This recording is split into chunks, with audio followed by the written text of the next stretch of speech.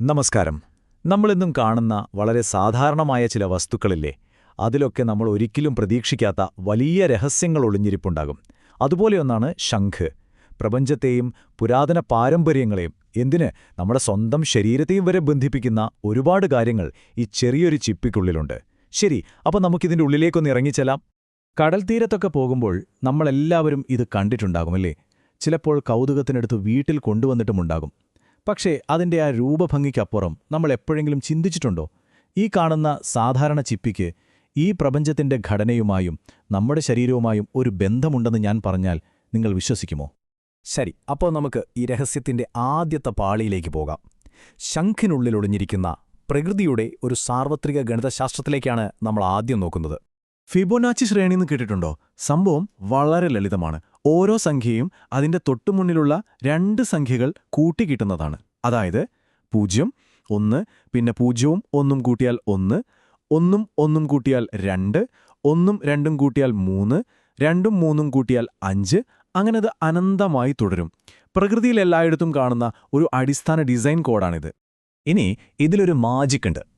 ഈ ശ്രേണിയിലെ തുടർച്ചയായ രണ്ട് സംഖ്യകളെടുത്ത് അതിലെ വലിയ സംഖ്യയെ ചെറിയ സംഖ്യ കൊണ്ട് ഹരിച്ചാൽ, അതായത് ഡിവൈഡ് ചെയ്താൽ, ഒരു പ്രത്യേക നമ്പറിലേക്ക് ആ ഉത്തരം ഇങ്ങനെ അടുത്തടുത്ത് വരുന്നത് കാണാം. ആ സംഖ്യയാണ് 1.618. ഇതിനെ ഫൈ അല്ലെങ്കിൽ സുവർണ അനുപാതം, ഗോൾഡൻ റേഷ്യോ എന്നൊക്കെയാണ് വിളിക്കുന്നത്. പ്രപഞ്ചത്തിലെ സൗന്ദര്യത്തിൻ്റെയും സന്തുലിതാവസ്ഥയുടെയും ഒരു ദൈവിക അനുപാതമായിട്ടാണ് ഇതിനെ കണക്കാക്കുന്നത്. അപ്പോൾ സ്വാഭാവികമായും ഒരു ചോദ്യം വരും, അല്ലേ? ഈ പറയുന്ന ഗോൾഡൻ റേഷ്യോ നമുക്ക് എവിടെയൊക്കെയാണ് കാണാൻ പറ്റുന്നത്? ഒരു സൂര്യകാന്തിപ്പൂവിലെ വിത്തുകൾ ക്രമീകരിച്ചിരിക്കുന്നത് കണ്ടിട്ടില്ലേ? അതുമുതൽ ഒരു പൈൻ മരത്തിന്റെ കായ, എന്തിന് കോടിക്കണക്കിന് പ്രകാശവർഷങ്ങൾക്കപ്പുറമുള്ളൊരു ഗാലക്സിയുടെ രൂപം വരെ ഇതേ ഗണിത നിയമം പാലിക്കുന്നുണ്ട്. ഇത് ഗോൾഡൻ സ്പൈറൽ എന്ന് പറയുന്ന മനോഹരമായൊരു രൂപമുണ്ടാക്കുന്നു. അതെ, ഇതേ സാർവത്രിക നിയമം, ഈ ദൈവിക അനുപാതം ഒരു ശംഖിന്റെ ആന്തരിക ഘടനയിലും കൃത്യമായി ഒളിഞ്ഞിരിപ്പുണ്ട്. പ്രപഞ്ചത്തിന്റെ അതേ ഡിസൈൻ കോഡാണ് ഈ ചെറിയ ചിപ്പിയും പിന്തുടരുന്നത്. ഇത് ശരിക്കും അത്ഭുതപ്പെടുത്തുന്ന ഒന്നല്ലേ? പക്ഷേ ഒരു കാര്യം പറയാനുണ്ട്. നമ്മളിതിനെ ഫിബൊനാച്ചി സീരീസ് എന്നാണല്ലോ പൊതുവെ കേട്ടിട്ടുള്ളത്. എന്നാൽ ഈ ഗണിതശാസ്ത്ര ആശയം ആദ്യമായി രേഖപ്പെടുത്തിയത് ഹേമചന്ദ്രൻ എന്ന ഇന്ത്യൻ ഗണിതശാസ്ത്രജ്ഞനാണ്. പുരാതന ഭാരതത്തിലെ ഛന്ദശാസ്ത്രത്തിൽ ഉപയോഗിച്ചിരുന്ന മേരുപ്രസ്ഥാരം എന്ന വിജ്ഞാനത്തെ അടിസ്ഥാനമാക്കിയായിരുന്നു അദ്ദേഹത്തിന്റെ കണ്ടെത്തലുകൾ. ശരി, ഇനി ശംഖിന്റെ രൂപത്തിലുള്ള ഗണിത രഹസ്യത്തിൽ നിന്ന് നമുക്ക് അതിന്റെ ശബ്ദത്തിന്റെ പ്രാധാന്യത്തിലേക്ക് വരാം. അതാണ് നമ്മുടെ ഈ കഥയുടെ രണ്ടാമത്തെ ഭാഗം. ഭാരതീയ പാരമ്പര്യത്തിൽ ശംഖിൽ നിന്നുയരുന്ന ശബ്ദം വെറുമൊരൊച്ചയല്ല. അത് പ്രപഞ്ചസൃഷ്ടിയുടെ ആദ്യനാദമായ ആ ദൈവിക ശബ്ദമായ ഓംകാരത്തിന്റെ പ്രതീകമായാണ് കണക്കാക്കുന്നത്.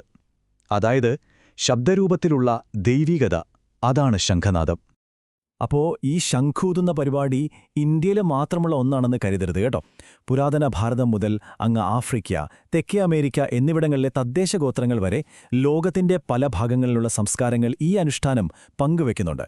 ഇതൊരു സാർവത്രികമായ മനുഷ്യ പാരമ്പര്യമാണ്. ഇനി നമ്മൾ പോകുന്നത് മൂന്നാമത്തെ ഒരു ബന്ധത്തിലേക്കാണ്. ഇത് ശരിക്കും കൗതുകം നിറഞ്ഞ ഒന്നാണ്. നമ്മൾ ഈ ചിപ്പിയെ വിളിക്കുന്ന പേരിൽ തന്നെ ഒരു ബന്ധം ഒളിഞ്ഞിരിപ്പുണ്ട്. ഒന്ന് ശ്രദ്ധിച്ചു കേൾക്കൂ. ഭാരതത്തിൽ നമ്മളിതിനെ ശംഖ് എന്ന് വിളിക്കുന്നു. ഈ വാക്ക് ഗ്രീക്കിലെത്തിയപ്പോൾ കോങ്ഖെ ആയി. അവിടെ നിന്ന് ലാറ്റിനിൽ കോഞ്ച എന്നും പിന്നെ ഇംഗ്ലീഷിൽ കോഞ്ച് എന്നും മാറി. ഒരുപക്ഷേ ഷ എന്ന ശബ്ദം ഉച്ചരിക്കാനുള്ള ബുദ്ധിമുട്ടുകൊണ്ട് ഖ ആയി മാറിയതാകാം. എന്തായാലും ഒരു വാക്ക് ഭൂഖണ്ഡങ്ങളും ഭാഷകളും താണ്ടി യാത്ര ചെയ്തൊരു കഥയാണിത്. ഇനി നമ്മൾ എത്തുന്നത് ഈ കഥയുടെ അവസാന ഭാഗത്തേക്കാണ്. ഏറ്റവും വ്യക്തിപരമായ നമ്മുടെ സ്വന്തം ശരീരവുമായുള്ള ഒരു ബന്ധം. ശംഖിന്റെ രൂപവും പ്രവർത്തനവും നമ്മുടെ ശരീരവുമായി എങ്ങനെ നേരിട്ട് ബന്ധപ്പെട്ടിരിക്കുന്നുവെന്ന് നോക്കാം. പ്രകൃതിയുടെ ഒരു ഡിസൈൻ നോക്കൂ. ശബ്ദമുണ്ടാക്കാൻ ഒരു ശംഖ്, അത് കേൾക്കാൻ നമ്മുടെ ചെവി. രണ്ടിൻ്റെയും രൂപകൽപ്പനയിൽ എന്തൊരു സാമ്യമാണെന്നോ. നമ്മുടെ ചെവിക്കുള്ളിലെ കേൾവിയെ സഹായിക്കുന്ന ഭാഗമുണ്ടല്ലോ, കോക്ലിയ, അതിൻ്റെ ആ ചുരുണ്ട രൂപമൊന്ന് ഓർത്തു നോക്കൂ. നമ്മുടെ കഴുത്തിൽ, പ്രത്യേകിച്ച് പുരുഷന്മാരുടെ കഴുത്തിൽ തള്ളി നിൽക്കുന്നൊരു ഭാഗമില്ലേ, അതിന് ഇംഗ്ലീഷിൽ ആഡംസ് ആപ്പിൾ എന്നാണ് പറയുന്നത്. അതായത് ഹവ്വ നൽകിയ വിലയ്ക്കപ്പെട്ട കനി ആദമിന്റെ തൊണ്ടയിൽ കുടുങ്ങിപ്പോയി എന്നൊരു കഥയിൽ നിന്നാണ് ആ പേര് വന്നത്.